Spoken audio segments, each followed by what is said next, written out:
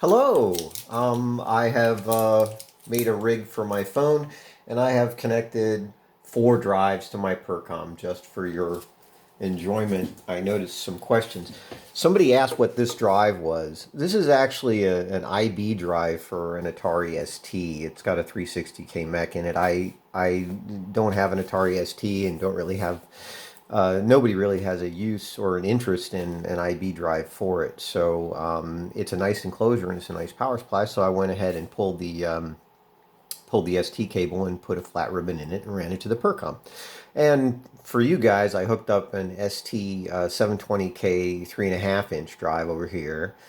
A 720K, it's actually a 1.2 meg configured as a 720K mech up here. This is a 360 double-sided 40 track, as I mentioned, and this is a 360K 40 track double-sided drive. And I'm going to go ahead and move some data for you just for fun. So if you take a look here on the screen, let me see if I can do that. Okay, we have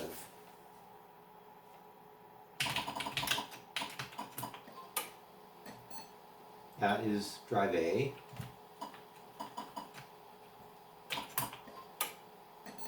Drive B. Drive C. 720K. And drive D, which is also 720K, but which is empty. So now I'll go ahead and copy some files from one drive to the other to for your entertainment and edification, I guess. So this is one controller. Atari needs something that speaks SIO. The Percom speaks SIO, but once the Atari gets rid of its SIO commands, it doesn't. What happens to it is up to the computer that receives it, which is, in the case of the Indus, is the controller on the Indus or the XF551. The Percom has the ability to control 4 dumb mechs, and so it's actually a multiplexer for the SA400 floppy drives.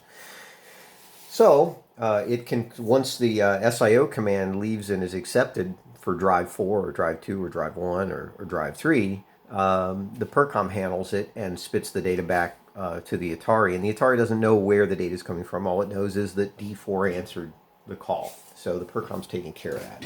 So here we go. We're going to go ahead and copy some data from the 3.5-inch drive to the IB drive.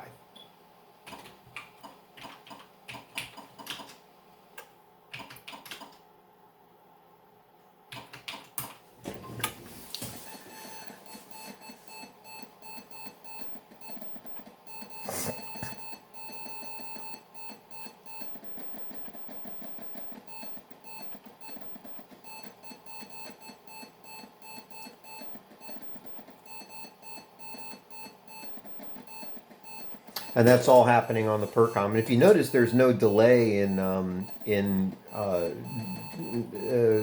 time it takes for a drive to spin up. The reason why is because when the Percom is the controller, the Percom is controlling all 4 of these drives, and whenever any of the 4 drives is accessed, all 4 drives spin up. So they're ready. They're already spinning.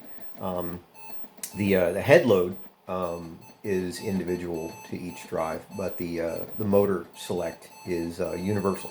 So there's no delay in between reading from one drive and writing to another for that reason, other than tracking. So anyway, I just thought you'd appreciate that. To give you a tour, this is a 40-track double-sided drive. It will do single density, single-sided, double density, single-sided, single density, double-sided, and double-sided double density. Same with this one. And this one is an 80-track drive that will also do single or double-sided, single or double density. And it will also, because it's a 1.2 meg drive, it's kind of smart. It knows how to double track, so it will actually accept the format command for 40 track and execute it and read and write. But I found that disk interchangeability is not good. So it doesn't like 40 track discs formatted on another drive, and other drives don't like its 40 track discs. However, I mean, if you were using it by itself, you know, say copying from the XF551's 16 gig little dongle to this, so you were running it on real media, you could run single-sided, single density, and copy a file, you know, copy an image to the drive and do that. I don't know why you would want to, but you could. But disk interchangeability for that is poor. And this is an ST 3.5-inch drive that I got and refurbished, and it's ugly, but it's an internal drive, so it never had a faceplate. I found in my time that that 3.5-inch format for the Atari has limited utility.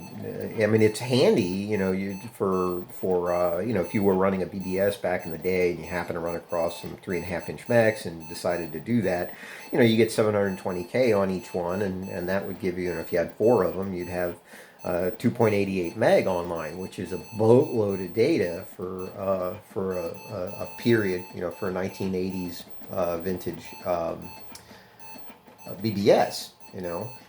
They're not terribly fast, but they're faster than an 810 or a 1050. I mean, the track rates are settable, so you can have a 3 millisecond track rate, and you can't do that with a 1050.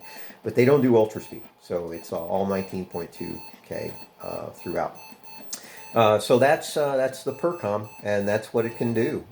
It can also control 3.5-inch 1.44 meg drives. Some of those have a setting called 3 mode, and that will allow the drive will answer to 77 track 8-inch format instead of high density 1.44, which with the Atari will give you 1 meg of storage on a single disk, 512K per side, which is pretty cool. Anywho, have a good day.